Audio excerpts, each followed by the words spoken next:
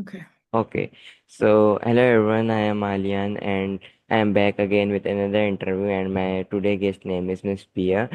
She is from Los Angeles. She helps people find their strength and become better leader. Please welcome Miss Pia. Thank you for coming today. You are so welcome. My pleasure.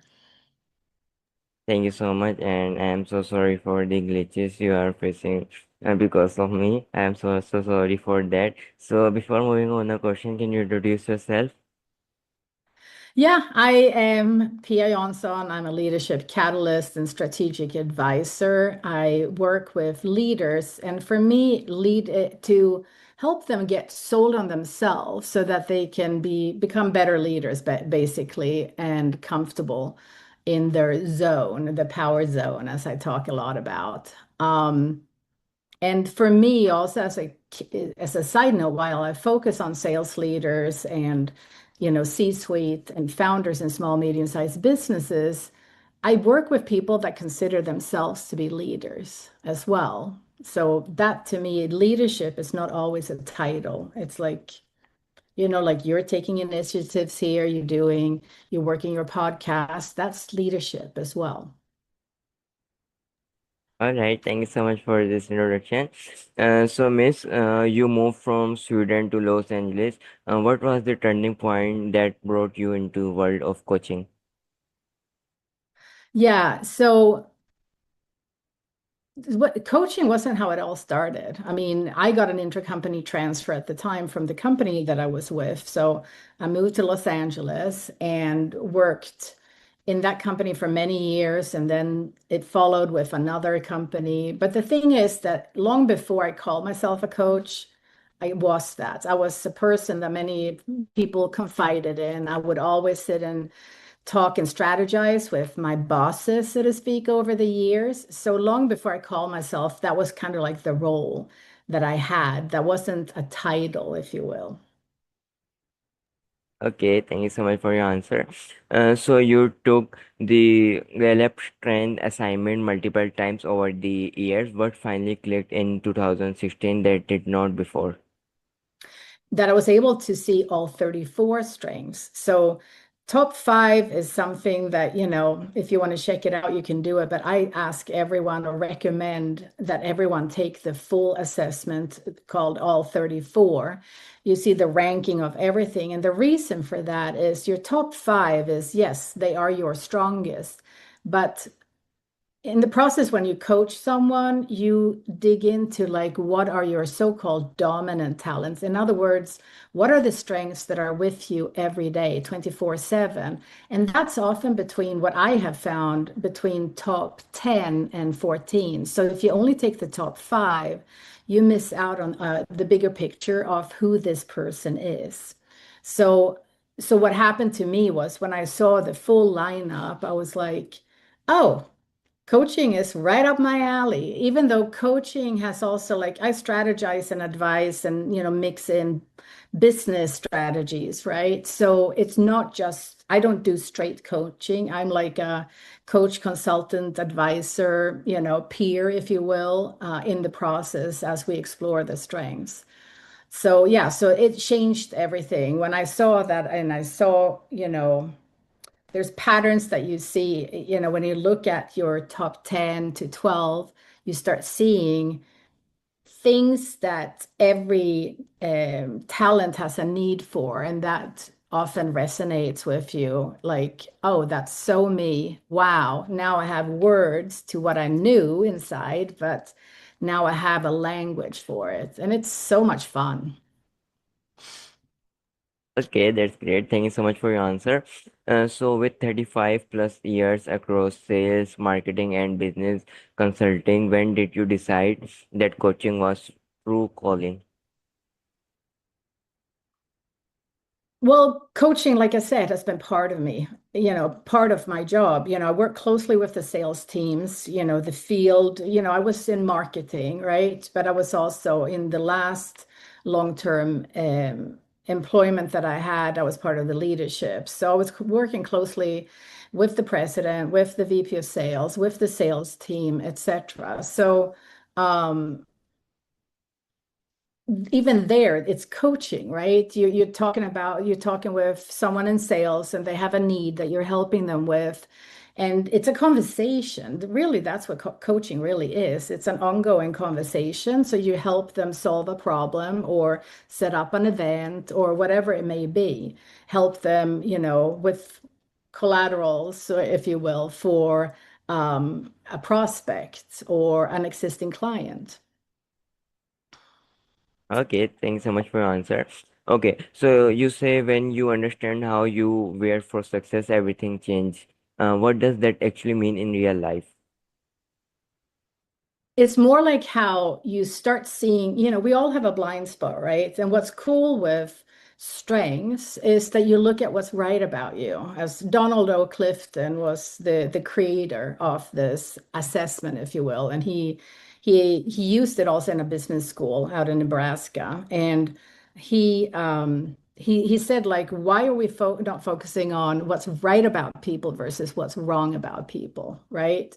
So when you look at what you have a natural aptitude for, it's a fun journey. So it changes the game. Instead of looking, oh, Alyan, no, you're really good at this, but you need to improve this, right? Think of sports, right? You don't put a player in any position if they're not good.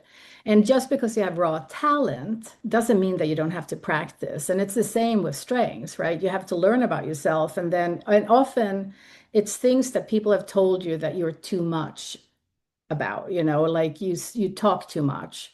Well, there's a talent for speaking. So how can we then develop that strength? Are you with me? Yeah, thank you so much for this wonderful answer, Miss. So most people are taught to fix their weakness. Why is focusing on strength a more powerful approach? Just as I mentioned, right? Because Yeah. strengths is what you're good at, and the more time you invest in it, the happier you will be, and the more content you will be inside, so to speak, because you will not say like, "Oh, I'm not good enough." All those conversations you give up in the process of embracing your strengths because you have a raw talent, right? And yeah, it's a completely different approach. It's not that you disregard your weaknesses, right? You have to have a look at that. But often, what you're really strong, where you have raw talent, if you will, you're passionate about. So when you're having issues of overusing a talent, it's more like those that are the strongest. That's where, if you have a temper tantrum, it's because one of those top 10 to 14 are triggered, not number 34, because 34 is a complete blind spot. And there you have other people that need to help you be aware of certain things. Do you Yeah, understand? Yeah. yeah. Thank you so much for this wonderful answer, mate. So someone just gets their Clifton Strand top five result. What should they do next? Well, if they don't have the means to get a coach, because that's definitely what I recommend, because then you can do a deep dive into it. But you can do self-studies too. So Gallup, they have an amazing YouTube channel where there's many, many hours of recordings that go through each talent. And the worth noting as well is that when you get your top five or your top 30 or you get the full 34 report, you have talents in common with some of your friends, but it will look very different. So the calls that are on the YouTube channel are more like the generic description of a talent, if you will. But your report, even if you and we started comparing notes, it's going to be slightly different, but there's going to be commonalities, and that's one of the coolest things. So dive into the YouTube channel. I think actually it's called Clifton Strengths. It's not Gallup, but it's Gallup that is the company. Um, and then if you have friends, then you can open up in conversation there and see what you have in common and ask, how is this showing up for you? Because nothing happens by not doing anything. Reading the report ends up being just like, oh, that was fun. That was really cool. I feel really good. But you still need to put in the time, as I mentioned, just like you would with any type of talent that you have. Yeah, That's great. Thank you so much for this wonderful answer. So get back into your power zone. Is your signature message what exactly is in the power zone, and how do you know when you are in it? So it's all tied into the strengths. So your power zone is, do you have an activity? I know that you do stuff on Fiverr and you like to play with AI and all that kind of stuff. So it's kind of like that when you're doing that because you love it. You have a passion, you have a talent. That's what it's like being in the top power zone. And add into that is that when you go through the process of really knowing your strength, you understand that. Did I lose you here? Oh, you're there. When you go through the journey, you understand what you bring. So then you can stand and, oh, Alyan, I am really good at this. I have a talent for it. I've invested the time. And when you're in that zone, it's just like any zone, like in sports or whatever. You're present, you're in the moment, you're fully engaged in what you're doing, right? You lose all sense of times. You can spend hours on the computer, right? To designing and whatever you want. So that's really what it is, but it's just bringing in your talents. So you're using your talents.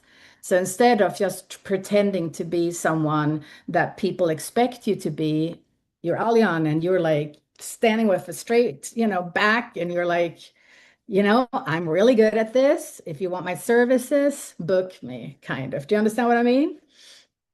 Yeah, thank you so much for this wonderful explaining, Miss. So my next question is, why do highly successful people still feel disconnected and unfilled? How do you explain that paradox?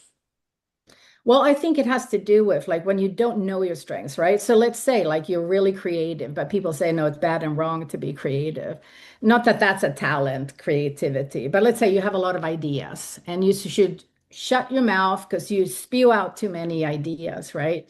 When you s- when that happens over and over, you push that down, your natural way of being. If you think back when you were a kid, when you were like 4 or 5 years old, or I mean, it's different for all of us, but I remember when I was like 5, 6 years old, I was always outdoors, running and playing, climbing trees, and freedom, right? So freedom was something that was with me for many years. And when I took the assessment, actually, that's one of the themes that I saw that if I utilize each of these themes, I have freedom. So when you suppress it, you can be, successful financially, so to speak, but you just feel empty inside because maybe you're playing a role instead of being yourself. It's really all about becoming yourself, being yourself fully, and daring to show who you are. And of course, we have to adjust to the people around you, right? So it's not like you have to kind of read the room, as it says, and adjust to the people around you and not be someone that becomes a microphone hogger, as it's called, when they're just talking and it's all about themselves. No, pay attention to who's around you, but be yourself. Thank you so much for this wonderful answer. So how is strength based leadership different from traditional leadership approach? It's spinning on the same theme, right? So if you build a strength-based culture, the focus is in what you're bringing naturally. So, you can place people in, and not that it's an aptitude test, but you can utilize people more efficiently in the role, and it becomes a win-win. Like one of my favorite things was delegating certain things that was like, draining to people that love doing it. So that's what flips the game, that the people that you maybe were disturbed by for whatever reason, because they weren't operating like you, because we tend to think like, oh yeah, of course they think like me. No, they don't, right? But then you start seeing that this person may have what you have as number 34 as number one. Well, if you pair these two people up, you can create something that wasn't possible before, and both people get to contribute, and that energizes both individuals. So even if it's not someone that is reporting to you, I did it with, people that were outside of my territory, if you will, but it gave me so much pleasure to see them happy to contribute, and then they could add that to their resume, right? So that's the power in it. And when you do that on a bigger scale, if you think of it like big companies, many of, I think, I mean, I don't know what the percentage is, but it's very high of the Fortune 1000 companies that have engaged Gallup. Because when you have a staff of 60,000, 150,000 or more, you need to be able to communicate and have a common knowledge, a common language. So I think that this is one way. And there's obviously other things out there as well, but this is what I love the most because it's a quick shift where people really get that they add value, that they matter. And that's a really fundamental base thing that we all need as human beings. If we're safe, we produce better, right? Yeah, thank you so much for your answer. So, a business owner building a team, how can they identify and leverage each person's unique strength? Well, it depends on their strengths, right? So that's why, many companies they engage a coach. So they either, depending on the size of the company, they either train a person or two or however many they need that work for the company already, or they bring in an external team. If it's a small company, then it's, you can go in as one person, so to speak. So because again, it goes back to this that everyone, so even if you and I share talents, it will show up different because it will not be identically the same. So you have to start, first, people have to get to know their own strengths. They have to start seeing how are these strengths showing up in your life right now? And then, what are the things that you're doing on a daily basis that either energizes you or drains you? So you become like a detective in your own life. That's how it starts. So when you know your strengths, and then, each individual needs to be on that journey, and you can do it with a strength or you can do it on your own, of course. But then as a team, you can open up those conversations, obviously together. But it's always good to have a guide there who knows more in depth, of course. But it's up to every company to decide for themselves or individual. You don't have to work for anyone. I mean, there's a Clifton Strengths for students at your age. So it all depends what you want to do. If you want to grow and expand. Yeah, thank you so much for this answer. So, in the age of AI, how should leader balance technology with their human strength? Oh, I mean, both is needed, right? We have a soul, we have a spirit, energy, creativity, our personality. I mean, I love AI. I work with ChatGPT and other AIs. I think it's amazing. And the more you work with it, um, the more in tune you are. So it's all about, the intentions. If you have pure intentions and you're being yourself and having communications, it always comes down to the questions that we ask. So I think it's a great tool to have to, create campaigns or whatever it is that you need to do, a presentation, what have you. But it's a co-creation at its best, but it doesn't mean that you give up generating things on your own. I think that's an important piece so that your voice isn't lost. Okay, thank you so much for your answer. So, my next question is many of your clients say coaching made them better parents and partners. Why does this work go beyond just professional life? Because it's all connected. You are out on whether you're at school or at home, you're still the same person. So if you show up as yourself in both environments instead of suppressing it in one of them, that changes the I call it the energy, the vibe, right, in the group. You know yourself. Like if you have, let's say you're hanging out with two of your friends, and then there's a fourth person coming, it changes the dynamics, right? Depending on who that person is. And it's the same here. So just like as when new people come in, it's the same thing with strengths that I lost my thread here. Strengths and AI and leadership is like absolutely something that you want to tap into. I mean, it's the future. It's not going to stop us. It's like when the internet started. It's you're going to be left behind if you don't utilize the tools. But then which tools you choose, that's up to you. And that can also help you. Like you have to obviously start with working with AI in areas that you are knowledgeable, because otherwise, there's always a risk for misinformation, right? Right. Okay. So how does strength coaching help prevent burnout in high performers?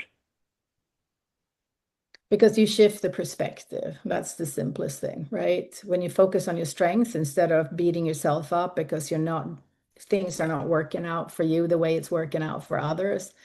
High performers and top performers, they need, they're often very independent and they need the freedom and flexibility and autonomy to perform. And if they're in a culture where that's not happening, that's not going to be cool for them. And many will end up leaving. So it's important to nurture the people that actually are instrumental to the company, even if you want to do that with everyone, but especially the high performers, I would say, because if they don't sell, then the company gets impacted.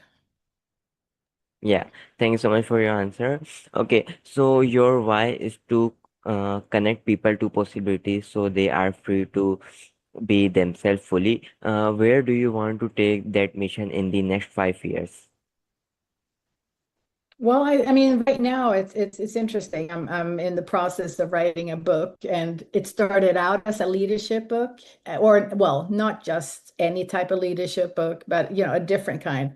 And now it's turning into a blend of just blending what is important to me, which is, I always feel that body, mind, soul, heart. It's like you can't just look one-dimensionally at things. There's reasons for when things are not vibing or jiving, so to speak. So, um, yeah. What was the question again? I'm sorry. Okay, so my question was, your why is to connect people to Yeah, possibilities so they are. Should I yeah. continue?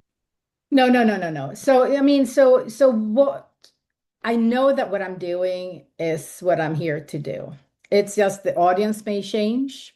So I'm not clear on that, but I know that it's going to be a blend of what I have uniquely. And that adds the uniqueness for each person, right? You have your strengths, but then what your blend will look like professionally will be different from everyone else. And I don't believe in competition per se, because I know that we're unique. I know that I'm unique. So the people that I will be attracted, the people that will be attracted to work with me are not going to be the same as someone else.